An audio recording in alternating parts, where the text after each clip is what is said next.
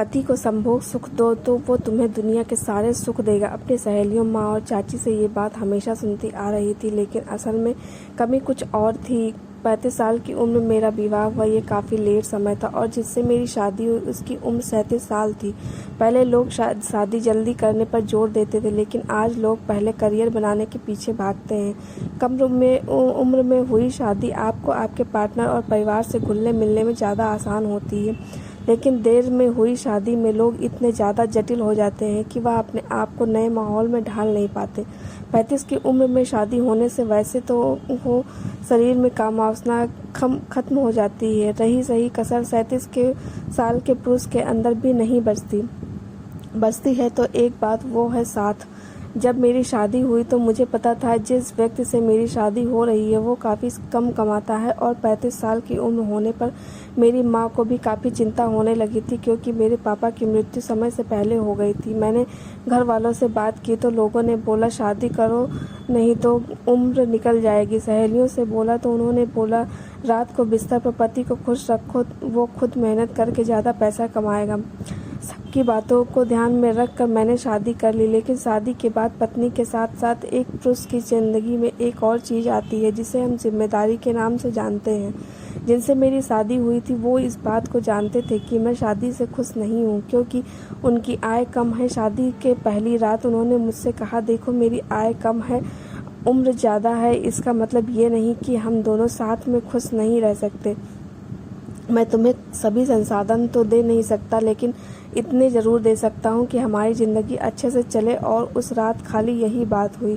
ऐसे ही करते करते 20 से 22 दिन बीत गए, पर हम दोनों के बीच पति पत्नी वाला रिश्ता बना ही नहीं। शायद उन्हें मन में मलाल था कि वो कम कमाते हैं, जिसकी वजह से मैंने उन्हें मन में से स्वीकार नहीं किया है। फिर सहेलियों से बात हुई, सबने फिर वही बात कही, उन्हें रात में खुश करो और वो खुद तुम्हारी ज़रूरतें पूरी करेगा। महीने के अंत में उन्हें वेतन मिला 25,000 रुपये, जिसमें से 5,000 रुपये वो भविष्य के लिए रख कर 20,000 मुझे दिया और बोले मेरी ज़रूरतें काफ़ी सीमित है, ये पैसे तुम रखो, अगर मुझे ज़रूरत हुई तो तुमसे ले लूँगा, तुम अपने हिसाब से घर देख लो। पर जब मैंने हिसाब लगाना शुरू किया तो पैसे कम पड़े। जब मैंने इनसे इस बारे में डिस्कस किया तो वो बोले थोड़ी दिक्कत हो सकती है, लेकिन मैं दूसरी नौकरी के लिए ट्राई कर रहा हूँ। ऐसे ही करते करते शादी को 6 महीने हो गए और हमारा झगड़ा हुआ। मैं बोलती और पैसे कमाओ, वो बोलते जो है उसमें एडजस्ट करने की कोशिश करो। बात इतनी बढ़ गई कि मैं अपने मायके आ गई और मन बना लिया कि अब इसके साथ नहीं जाना। उन्होंने कई बार मुझे बुलाया, मेरे घर आए लेने, थक हार मैंने भी बोल दिया जिस दिन आप अच्छा कमाने लगेंगे उस दिन आ जाना लेने, आप तो अभी पूरी तरह से मेरा खर्चा उठा नहीं पाते। ये बात उन्हें बहुत बुरी लगी, क्योंकि गुस्से की वजह से मेरे बोलने का लहजा भी ख़राब था। लेकिन इस बार उस इंसान के गिरबान को चोट पहुंची थी। वो वापस तो गया लेकिन कभी लौट के नहीं आया, बल्कि उन्होंने अपने के वकील से फ़ोन करके बोला कि अगर तुम मुझसे अलग होना चाहती हो तो हो सकती हो, जिसे जानकर मेरा गुस्सा और भड़क गया। मुझे लगा कि जो इंसान मेरा खर्चा नहीं उठा सकता वो मुझे छोड़ने की धमकी दे रहा है। मैंने भी बोल दिया नहीं रहना है। हमारी हियरिंग हुई, जज ने पूछा तो उन्होंने स्पष्ट बोला, सर मेरी तनख्वाह कम है जिससे इन्हें आपत्ति है और मैं इन्हें खुश नहीं रख पा रहा हूँ और ना ये मेरे साथ खुश हैं। किसी इंसान को ज़बरदस्ती खुश नहीं किया जा सकता है, मेरे बस में इससे ज़्यादा कुछ नहीं कह सकता। हर इंसान को अपनी खुशी चुनने की आज़ादी है। जजों ने मुझे समझाया कि एक बार रिश्ते में खटास आ जाती है तो ज़िंदगी ख़राब हो जाती है। तुम चाहो तो एक नई शुरुआत कर सकती हो। पैसे कम है लेकिन इतने भी नहीं कि तुम्हारी बेसिक ज़रूरतें पूरी ना हो सके। लेकिन ईगो की वजह से किसी की नहीं सुनी और कुछ समय बाद मेरा तलाक हो गया। तलाक के 6 महीने मैं घर पर थी, लेकिन उसके बाद एक नौकरी की।